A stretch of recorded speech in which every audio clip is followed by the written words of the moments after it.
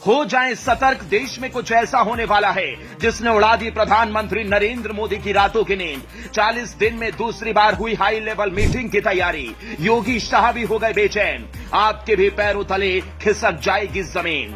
करीब 40 दिन में दूसरी बार क्यों बुलाने जा रहे हैं मोदी सभी अधिकारियों की मीटिंग। इस मीटिंग के बारे में आप जानेंगे तो करने लगेंगे पीएम की तारीफ, कहेंगे मोदी हैं तो देश सुरक्षित है।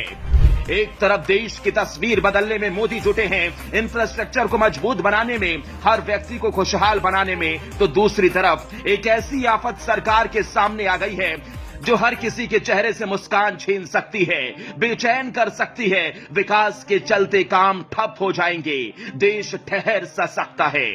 धरती से लेकर आसमान, गरीब हो या अमीर, किसान से लेकर मजदूर, हर किसी पर यह आफत पड़ेगी। ऐसी आफत जिससे बचना असंभव सा है। लेकिन मोदी सरकार ने वक्त रहते इस खतरे की आहट को सुन लिया और पूरे देश में अधिकारियों को काम पर लगा दिया।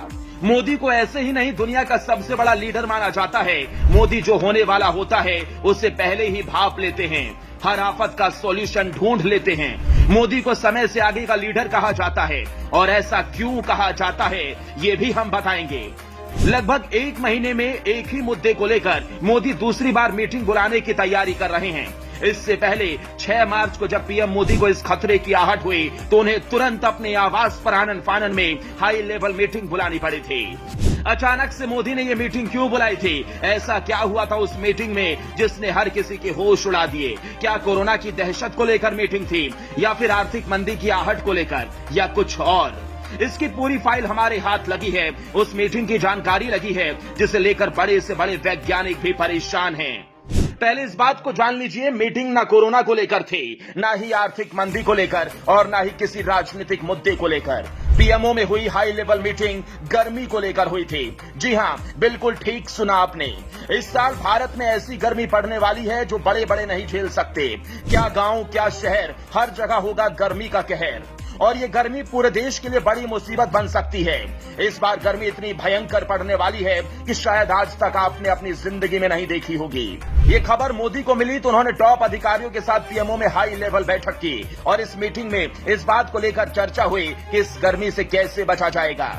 इस बैठक में पीएम मोदी को अगले कुछ महीनों के मौसम के पूर्वानुमान और मानसून की संभावना की जानकारी दी गई। उन्हें रबी फसलों पर मौसम के प्रभाव और प्रमुख फसलों की अनुमानित उपज के बारे में भी जानकारी दी गई। सिंचाई, जल आपूर्ति, चारा और पेयजल की निगरानी के लिए चल रहे प्रयासों की भी समीक्षा की गई।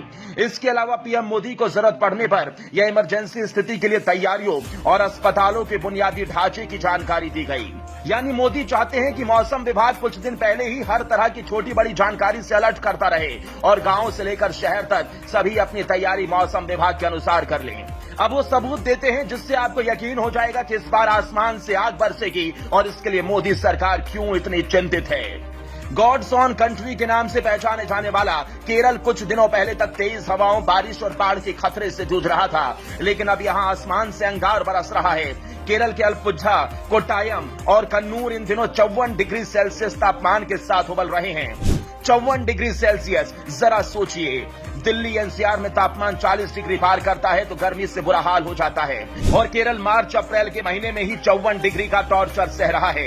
लेकिन अभी तो गर्मी ने सही से दस्तक भी नहीं दी और हालात इतने खराब हो गए जिससे पीएम से लेकर मौसम विभाग भी इस बात को लेकर चिंतित हैं कि मई जून की गर्मी से इस बार कैसे बचेगा हिंदुस्तान।